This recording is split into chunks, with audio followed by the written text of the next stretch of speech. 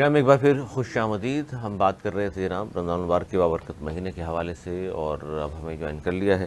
حسنین زیدی نے. نوحہ خواں ہیں، نعت خواں ہیں، منفوتی پڑھتے ہیں، ان سے بھی ہم سنیں گے. لیکن اس سے پہلے مفتی صاحب سے جو ہماری گفتگو جاری تھی ہم چاہیں گے تھوڑا سا اس حوالے سے ذرا بتائیے کہ رمضان المبارک کے اوور آل ہم چاہ رہے تھے تھوڑا سا اس حوالے سے ضرور گفتگو کریں کہ رمضان المبارک کے کیا فضائل ہیں اور ان کو زیادہ سے زیادہ کس طرح سمیٹا جا سکتا ہے. کیونکہ مہینہ ظاہر 11 ماہ ہم انتظار کیا کرتے ہیں اس مہینے کا تاکہ زیادہ سے زیادہ فضیل و برکات کے سمیٹ سکیں. تو آپ کیا کہیں گے اس حوالے سے؟ صحیح. دیکھیں، رمضان المبارک کی فضائل کے حوالے سے اور ان کی فضیلتوں کے حوالے سے احادیث بھری پڑی ہیں. اندازہ اس بات سے لگائیے کہ ہم جب بھی کوئی نیک عمل کرتے ہیں دنیا میں، نماز پڑھتے ہیں، زکوٰۃ ادا کرتے ہیں، حج کرتے ہیں، اور کتنی بھی نیکیاں ہیں، اس کے لکھنے کے لیے اللہ رب العزت نے فرشتے مقرر کیے ہیں اور وہ فرشتہ اس کو لکھ رہا ہوتا ہے. پھر قیامت کے دن ٹرانسپیرنٹ سب اعمال نامہ سامنے آ جائے گا. لیکن جب بات روزے کی آتی ہے تو اللہ نے فرمایا الصوم لی وانا اجزی بہ، روزہ میرے لیے ہے اور میں ہی اس کا اجر دوں گا. تو جب اللہ خود اجر دے تو ہم امیجن نہیں کر سکتے کہ وہ اجر کتنا ہوگا. ظاہر اپنی شان کے مطابق دے گا، اپنی شان کے مطابق، شایان شان کے مطابق بندے کو نوازے گا. اسی طریقے سے فرمایا کہ جنت میں ایک دروازہ ہے جس کا نام ہے ریان، اور اس دروازے سے روزے دار داخل ہوں گے. روزے دار کے منہ سے جو بدبو سی آتی ہے، فار ایگزامپل جب معدہ ہمارا خالی ہوتا ہے تو تھوڑا سا وہ فیل ہوتا ہے. اللہ نے حدیث میں آتا ہے کہ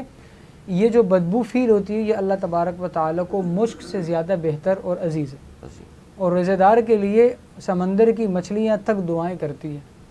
روزے دار جب افطار کے وقت افطار سے پہلے دسترخوان پہ بیٹھ جائے، حدیث میں آتا ہے کہ یہ دعاؤں کی قبولیت کا وقت ہے، اور اس وقت اسی رمضان کی برکت کی وجہ سے اللہ تعالیٰ لاکھوں مسلمانوں کو جہنم کی آگ سے چھٹکارا دیتے ہیں. اور اس وقت ہم بیٹھ کر رب کے سامنے مناجات کریں اور رب سے مانگے تو انشاءاللہ یہ دعائیں ہماری قبول ہوں گی. بات ہے یقین کی کہ رمضان المبارک کے فضائل بے پناہ ہیں، بے پناہ ہے کہ ایک ایک روزے کی فضیلت. اور پھر ہم رمضان کے 30 دن کے روزے رکھتے ہیں. 30 دن کے روزے رکھنے کے بعد جب عید کا دن آتا ہے اور عید کے دن مسلمان عیدگاہ میں نماز پڑھ کر نکلتے ہیں تو اللہ تبارک و تعالیٰ فرشتوں سے کہتا ہے بتاؤ میرے فرشتوں کیا اجر ہونا چاہیے اس مزدور کا جو پورا مہینہ مزدوری کرے. فرشتے عرض کرتے ہیں یا اللہ اس کو مزدوری ملنی چاہیے. تو فرماتے ہیں اللہ تبارک و تعالیٰ فرشتوں گواہ رہو میں نے ان تمام مسلمانوں کی مغفرت کر دی. تم نے کہا تھا کہ ایسی مخلوق پیدا کر رہے ہو جو دنیا میں جا کے فساد پھیلائے گی، جو دنیا میں جا کے خون ریزی کرے گی. اللہ تبارک و تعالیٰ اسی رمضان کے ایک مہینے کی برکت سے، فضیلت سے، رحمت سے، اور ان مسلمانوں جو اپنے اوپر تکلیفیں برداشت کرتے ہیں، روزے رکھتے ہیں، تراویح پڑھتے ہیں، اس کے بعد جب عید کے دن یہ مصلی اور عیدگاہ جاتے ہیں تو اللہ رش کرتا ہے فرشتوں پر، اور اللہ فرشتوں سے کہتے ہیں دیکھو یہ میری وہ مخلوق ہے جس مخلوق کے بارے میں تم نے گمان کیا تھا کہ قتل و غارت گری کریں گے. آج میں خوش ہوں یہ سب میرے در پر آئے ہیں اور میرے لیے انہوں نے روزے رکھے ہیں اور ایک مہینہ گزارا ہے. فرشتوں گواہ رہنا میں نے ان سب کو معاف کر دیا. کتنا اجر و ثواب، اتنا اجر و ثواب ہے اس مہینے کا. تو اس مہینے کو کارآمد بنائیں کیسے کہ اپنی پلاننگ بنانی چاہیے. اب تو چونکہ رمضان اینڈ ہو رہا ہے، اس سے پہلے ایک اسکیجول بنانا چاہیے. جس طرح ہمارے ریمائنڈرز ہوتے ہیں، ٹو ڈوز ہوتے ہیں، تو رمضان کا نا ہمیں اس طرح ایک مینجمنٹ، ہمارے یہاں کورسز ہوتے ہیں، ہم ورکشاپ کرواتے ہیں رمضان مینجمنٹ کے حوالے سے کہ اپنے رمضان کو قیمتی کس طرح بنایا جائے. کون کون سے لمحات ایسے ہیں کہ اگر ہم کیلکولیٹ کریں تو ہمارے دن میں 10-10 گھنٹے ضائع ہو رہے ہیں. ان اوقات میں نہ ہماری نیند ہے نہ ہمارا کھانا پینا ہے، وہ صرف ضائع ہو رہا ہے. موبائل میں کتنا ٹائم لگ رہا ہے تو موبائل کے ٹائم کو کم کر لیا جائے، سحری میں اٹھا جائے. اور بہت آسان ہے. اکثر لوگ ہمیں کہتے ہیں کہ مفتی صاحب رات کو جب سو جاتے ہیں نا تو دوبارہ اٹھنا تھوڑا مشکل ہوتا ہے. تو ان کے لیے آسان حل یہ رمضان ہے کہ آپ سحری کے لیے اٹھیں اور سحری کی تیاری جب تک ہو رہی ہے آپ وضو کر لیں، اللہ کے سامنے 2 رکعت 4 رکعت 6 رکعت 8 رکعت نفل پڑھ لیں جتنی اللہ نے آپ کو توفیق دی. آپ کو تہجد کا ثواب مل جائے گا. آپ نے فجر پڑھی، اپنی جگہ پر آپ بیٹھیں، اب اللہ کا ذکر کریں، اذکار کر لیں. اشراق کے وقت تک کم از کم نہ سوئے بندہ، اشراق کے وقت تک یہ جو ہے ذکر اذکار کرے، اللہ تبارک و تعالی سے دعائیں مانگے، قرآن کی تلاوت کر لے. پھر اپنے معمولات جو سو جائیں، سونے کے بعد اپنے کام کاج میں چلتے پھرتے اٹھتے بیٹھتے اللہ کا ذکر کریں. الذین یذکرون اللہ قیاما وقعودا وعلی جنوبہم. عقل مند اللہ تعالیٰ نے قرآن کریم میں ان لوگوں کو کہا ہے کہ جو اٹھتے بیٹھتے چلتے پھرتے اور اپنے پہلوؤں پر، یعنی جب یہ بیڈ پر بھی آتے اور سوتے ہیں تو یہ اللہ کا ذکر کرتے ہیں. وَيَتَفَكَّرُونَ فِي خَلْقِ السَّمَاوَاتِ وَالْأَرْضِ، آسمان اور زمین کی پیدائش میں غور کرتے ہیں اور کہتے ہیں سبحانک، یا اللہ آپ پاک ہیں، آپ نے یہ چیزیں بیکار پیدا نہیں کی۔ یہاں سے ہمیں سائنس بھی قرآن دے رہا ہے، قرآن ہمیں ساری چیزیں دے رہا ہے۔ تو رمضان کو یوزفل بنانے کا یہ کچھ ٹپس ہیں کہ اپنے ٹائم کو مینیج کر لے، دیکھ لے کہ غیر رمضان میں آپ کی کیا ٹائمنگ ہوتی ہے آفس کی، رمضان میں کیا ہوتی ہے، آپ کو وہاں سے کتنا جو ہے وہ فائدہ مل رہا ہے، آپ کا ٹائم بچ رہا ہے۔ آپ موبائل یوز کر رہے ہیں، جو بھی آپ کے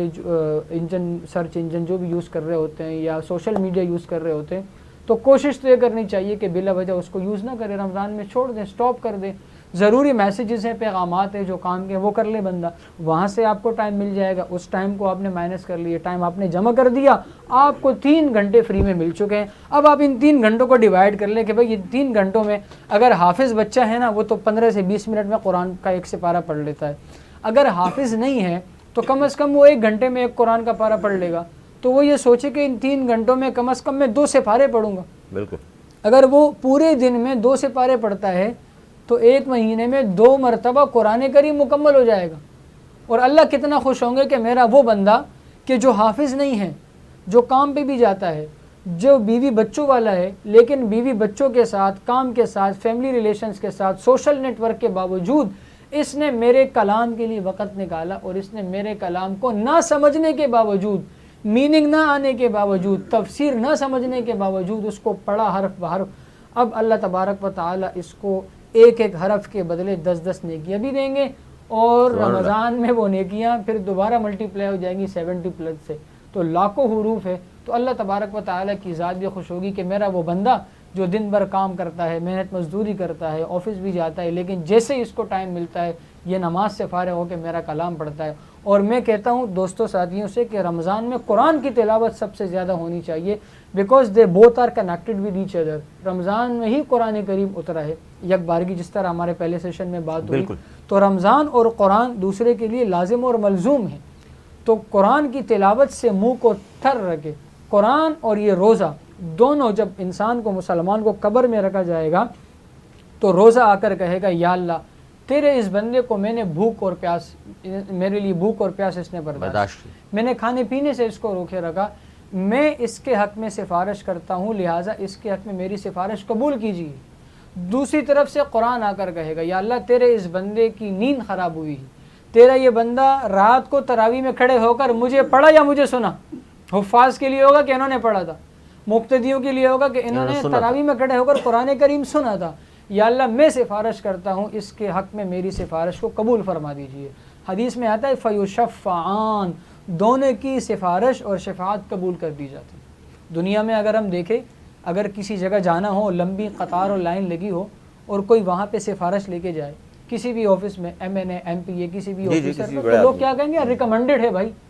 یہ ریکمنڈ کیا ہوا ہے، تو وہ نہ وہاں لائن میں لگتا ہے، نہ اس کو پھر تکلیف اٹھانی پڑتی ہے۔ یہ تو اللہ تبارک و تعالیٰ کا قانون ہے، اور اللہ تبارک و تعالیٰ کا روزہ اور اللہ کا قرآن جب ہمارے حق میں سفارش اور شفاعت کریں گے تو اس سے بڑی خوش نصیبی ہمارے لیے نہیں ہے۔ لہٰذا بالکل ہم پیک پوائنٹ پر پہنچ چکے ہیں کہ ہماری کشتی اب اس جگہ پہ کھڑی ہے کہ صرف 5 یا 4 دن رہ گئے اس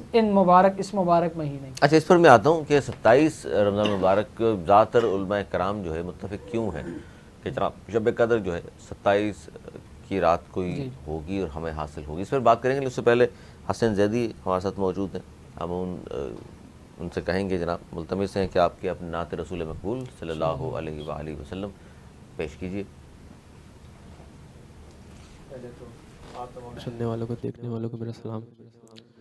رمضان الکریم میں نے کوئسٹی ریکارڈ کیا تھا، تو اس کے 3 سے 4 مصرع آپ لوگوں کے سماعت گزر کر رہا ہوں۔ نوری فضیلتوں سے ہے سرشار یہ مہینہ، رب کا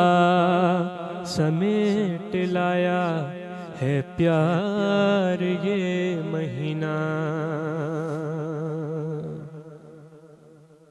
سن لو اہل ایمان، سن لو اے روزے روزداروں سارے مہینوں کا ہے سردار یہ مہینہ، اے مومنو رمضان ہے رحمت کا مہینہ، اے مومنو رمضان ہے رحمت کا مہینہ، نیکی کا عبادت کا سخاوت کا مہینہ، یہی رمضان ہے، یہی رمضان ہے رمضان، یہی رمضان ہے، یہی رمضان ہے رمضان۔ مولا میرے مولا میرے مولا ہاں میرے مولا، اللہ میرے اللہ میرے اللہ ہاں میرے اللہ، کروا لو گناہ معاف یہ موقع جو ملا ہے، کروا لو گناہ معاف یہ موقع جو ملا ہے، بخشے گا تجھے رب کا ہے قدرت کا مہینہ، اے مومنو رمضان ہے رحمت کا مہینہ، نیکی کا عبادت کا سخاوت کا مہینہ، یہی رمضان ہے، یہی رمضان ہے رمضان۔ دامن میں لیے آیا شب قدر کے لمحے، دامن میں لیے آیا شب قدر کے لمحے، امت کے لیے تحفہ ہے قدرت کا مہینہ، اے مومنو رمضان ہے رحمت کا مہینہ، نیکی کا عبادت کا سخاوت کا مہینہ، یہی رمضان ہے، یہی رمضان ہے رمضان۔ اور شعر بطور خاص، کرنا ہے غریب اور یتیموں کی بھی مدد،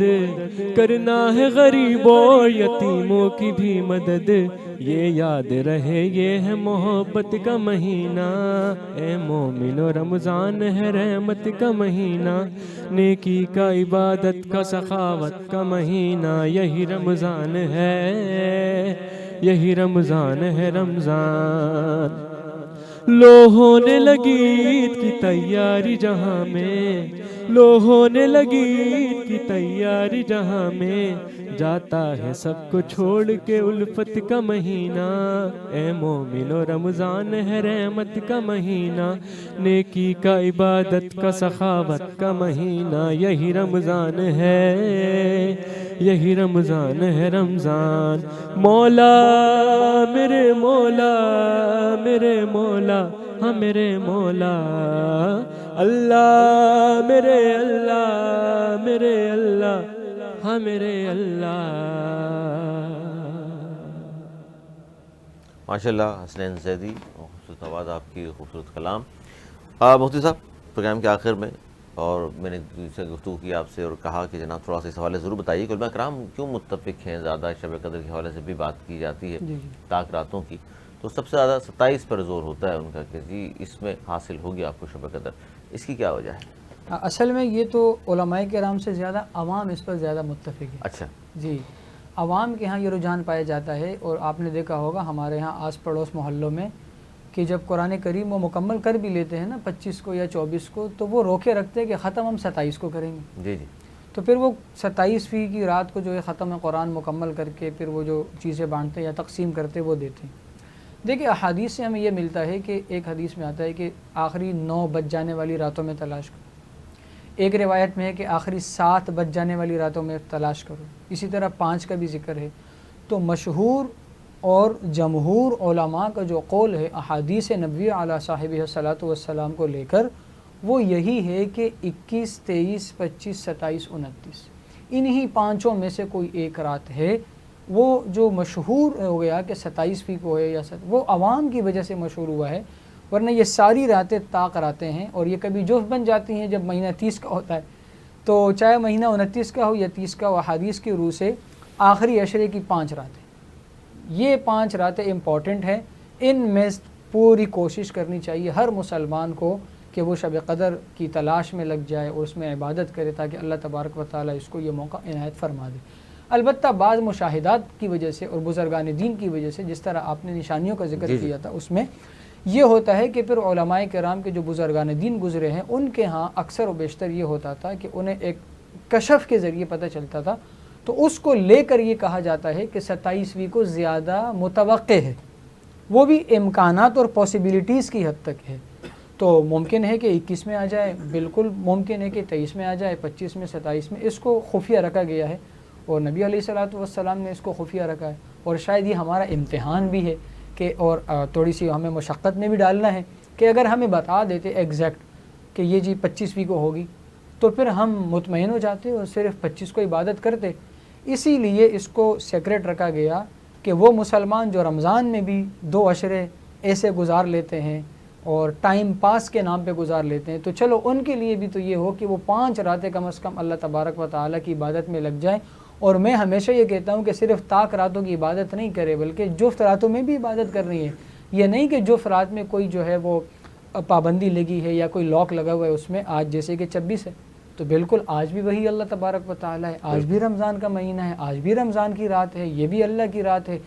آج بھی جو نفل پڑھیں گے فرض کے برابر ہوں گے، آج بھی جو صدقہ کریں گے اسی طریقے سے ثواب ملے گا۔ البتہ احادیث میں صرف لیلۃ القدر کے ڈھونڈنے میں یہ طاق راتوں کا تذکرہ ہمیں ملتا ہے۔ اس کی وجہ سے بہت شکریہ، بہت شکریہ مفتی محمود الحسن صاحب، بہت شکریہ آپ کا۔ اب ہم پروگرام کے آخر میں ظاہر اب اختتام کریں گے یہاں پر، لیکن جانے سے پہلے ہم ملتمس ہیں محمد اویس عباسی صاحب کے نعت رسول مقبول صلی اللہ علیہ وآلہ وسلم سے پروگرام کا اختتام کریں۔ اور یہ تھا ہمارا آج کا پروگرام جس میں مفتی صاحب کی خوبصورت گفتگو آپ نے سنی، خاص طور پر نزول قرآن کے حوالے سے، شب قدر کے حوالے سے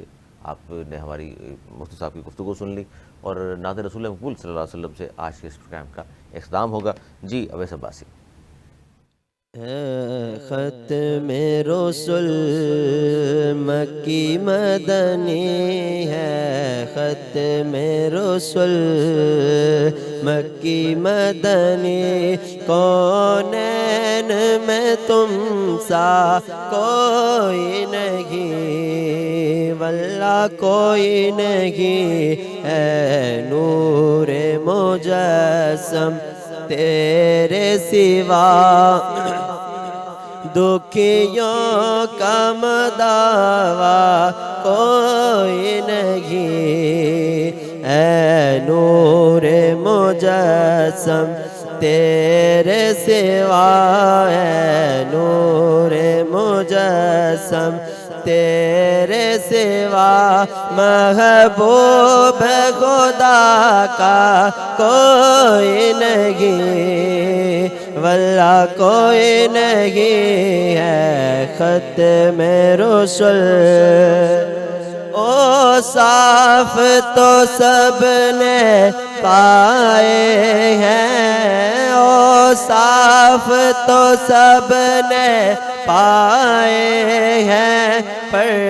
حسن میں تم سا کوئی نہیں، پر حسن میں تم سا کوئی نہیں، آدم سے جناب عیسیٰ تک سرکار کے جیسا کوئی نہیں، واللہ کوئی نہیں، ہے ختم رسل۔ دل چیر کے کس کو دکھائیں ہم، دل چیر کے کس کو دکھائیں ہم، اے رحمت عالم تیرے سوا، اے رحمت عالم تیرے سوا، دکھیوں کا مسیحا کوئی نہیں، دکھیوں کا مسیحا کوئی نہیں، ہے ختم رسل مکی مدنی، کونین میں تم سا کوئی نہیں، خیرات محمد سے پا کر، خیرات محمد سے پا کر، کس ناز سے کہتے ہیں منگتے، کس ناز سے کہتے ہیں منگتے دکھیوں پہ کرم کرنے والا سرکار سے اچھا کوئی نہیں واللہ کوئی نہیں ہے ختم رسل